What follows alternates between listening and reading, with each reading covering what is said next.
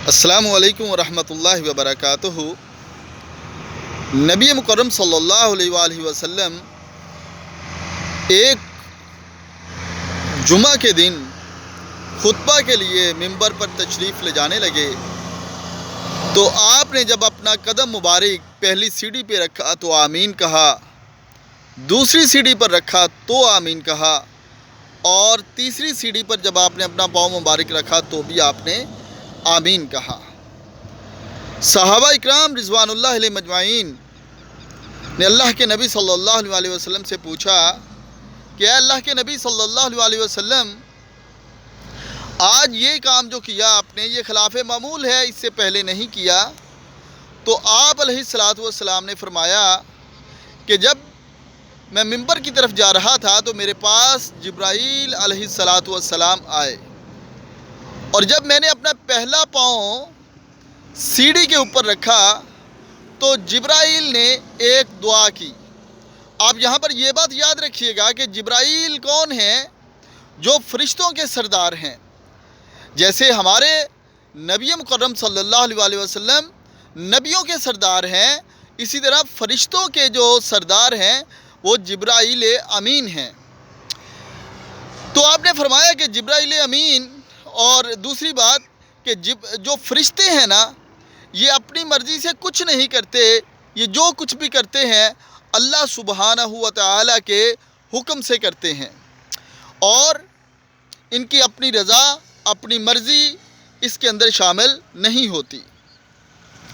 आपने फरमाया जब मैंने पहला अपना पाँव रखा तो जिब्राईल अलैहिस्सलातु वस्सलाम आए और उन्होंने कहा कि अल्लाह के नबी सल्लल्लाहु अलैहि वसल्लम, उस शख्स के ऊपर लानत हो, वो शख्स मलऊन हो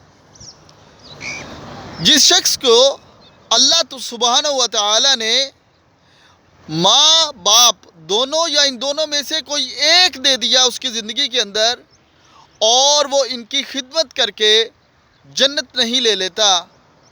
वो ऐसे शख्स के ऊपर अल्लाह की लानत हो, वो अल्लाह की रहमत से दूर हो।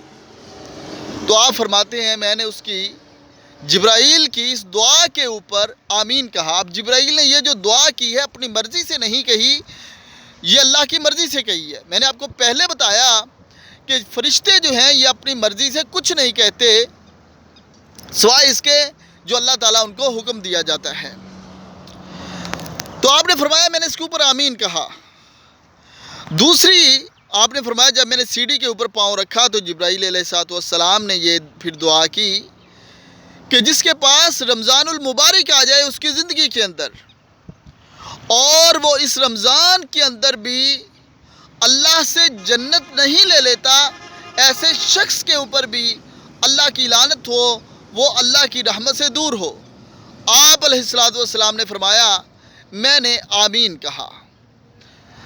और जब तीसरी सीढ़ी के ऊपर पाँव रखा तो जिब्राईल अलैहिस्सलातु वस्सलाम ने जो बद्दुआ की वो ये थी कि जो आपका नामे नामी सुनकर आपके ऊपर दरूद नहीं भेजता उसके ऊपर भी अल्लाह की लानत हो। तो आपने फरमाया मैंने इसके ऊपर भी आमीन कहा। हमारा जो आज का टॉपिक है वो रमज़ानुल मुबारक के हवाले से है, क्योंकि आज 29 शबानुल मुकर्रम है और आज शाम से रमज़ानुल मुबारक का इंशाअल्लाहुल अज़ीज़ आगाज़ उम्मीद है हो जाएगा। रमज़ानुल मुबारक जिसकी ज़िंदगी में आ गया और वो अल्लाह की रहमत ना ले सका, ऐसे शख्स के ऊपर अल्लाह सुब्हानहू व तआला की लानत है, उसको अल्लाह की रहमत नहीं मिल सकती। मतलब ये कि जो शख्स अल्लाह ताला को रमज़ानुल मुबारक में भी राज़ी नहीं कर सकता, फिर वो कभी भी राज़ी नहीं कर सकता। ये जिब्राईल अलैहिस्सलातु वस्सलाम ने ये कह दिया। अल्लाह के नबी सल्लल्लाहु अलैहि वसल्लम ने उसके ऊपर आमीन कह के मोहर लगा दी। और ये रमज़ानुल मुबारक के दिन जिनको कुरान ये कहता है कि ये गिनती के अय्याम मादूदात हैं, गिनती के चंद दिन हैं, तो इन गिनती के दिनों में अल्लाह सुब्हानहू व तआला को राज़ी कीजिए, अल्लाह को राज़ी कीजिए और अपनी ज़िंदगी का एक रूटीन चेंज कीजिए।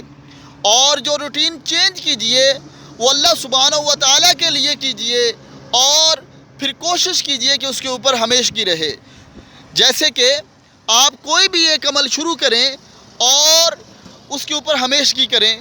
فار ایگزامپل آپ کہیں کہ میں نے ہر نماز کے بعد صرف ایک دفعہ درود ابراہیمی پڑھنا ہے، تو یہ پڑھنے میں میرا خیال ہے کوئی آدھا منٹ لگے گا، لیکن اگر آپ یہ فار ایور کریں گے، ہمیشہ کریں گے، تو ہمیشگی والا عمل خواہ تھوڑا ہو، نبی کریم صلی اللہ علیہ وسلم نے فرمایا، لیکن اللہ کے ہاں اس کی قبولیت زیادہ ہوتی ہے جس کے اوپر ہمیشگی کی جاتی ہے۔ تو اپنی روٹین سیٹ کیجئے روزانہ کا، چاہے 10 روپے ہوں۔ آج کے دور میں 10 روپے کچھ بھی نہیں ہے، وہ اللہ کی راہ میں صدقہ کیجئے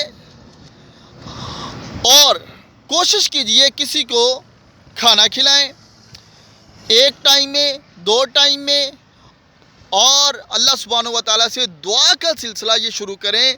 اللہ سبحانہ و تعالیٰ سے لمبی لمبی دعائیں کریں، اور ان دعاؤں کے اندر اپنے لیے بھی کریں، لیکن آج جو فلسطین کے مسلمانوں کے اوپر رمضان المبارک کا آغاز ہے، بھائیو ان کو اپنی دعاؤں میں نہ بھولنا۔ ہمارے پاس صرف ایک دعا ہی تو رہ گئی ہے جو ہم کر سکتے ہیں، اگر وہ بھی ہم بھول گئے ان کو، تو پھر اللہ کے ہاں کوئی نہ کوئی جواب تو دینا پڑے گا۔ چلیں یہ جواب ہمارا جیسا بھی ہو، لیکن ہم اللہ سبحانہ و تعالیٰ کو یہ تو کہہ سکتے ہیں کہ اللہ ہم نے دعا تو کی تھی، ہم دعا کے قابل تھے، ہمارا ایمان ہی اتنا تھا۔ تو حضرات گرامی، قرآن مجید کی تلاوت، قرآن مجید کو پڑھیں، اپنی نمازوں کے اندر خشوع لے کر آئیں، اپنی نمازوں کو سمجھ کر پڑھیں۔ آپ رکوع میں جائیں، آپ کو پتہ ہو آپ اللہ سبحانہ و تعالیٰ سے کیا کہہ رہے ہیں، آپ سجدے میں جائیں، آپ کو پتہ ہو آپ کیا کہہ رہے ہیں، آپ مانگ کیا رہے ہیں۔ لیکن اگر یہ نماز، روزہ، قرآن سب کچھ رمضان سے پہلے جیسا ہی ہے، تو پھر اس کا رمضان نے اس کی زندگی میں کوئی تبدیلی نہیں لے کے آئی، پھر اس کو اس رمضان کا کیا فائدہ ہوا؟ تو رمضان المبارک کی یہ دن اور راتیں بہت زیادہ اہم ہیں۔ اس کے اندر اللہ سبحانہ و تعالیٰ نے وہ تمام رکاوٹیں دور کر دی ہیں جو انسان کے عمل کے لیے اس کے پاس ہوتی ہیں۔ اللہ سبحانہ و تعالیٰ فرماتے ہیں کہ جب نبی کریم صلی اللہ علیہ وسلم فرماتے ہیں کہ جب رمضان المبارک شروع ہوتا ہے تو اللہ تعالیٰ شیطانوں کو جگڑ دیتے ہیں، ٹھیک ہے، اور جہنم کے دروازے بند کر دیتے ہیں، جنت کے دروازے کھول دیتے ہیں۔ اگر ان کھلے دروازوں کی طرف بھی کوئی نہ جا سکے، ان بند رستوں سے ابھی بھی کوئی نہ ہٹ سکے، جو شیطان کی شیطانیوں سے ابھی بھی نہ بچ سکے، پھر اس کے اوپر وہی ہوگا جو جبرائیل امین نے دعا کی تھی اور جس کے اوپر ہمارے پیارے پیغمبر نے آمین کہہ کے مہر ثبت کی۔ دعا ہے اللہ سبحانہ و تعالی ہمیں اس رمضان المبارک کی قدر کرنے کی توفیق عطا فرمائے، آمین۔ السلام علیکم ورحمۃ اللہ وبرکاتہ۔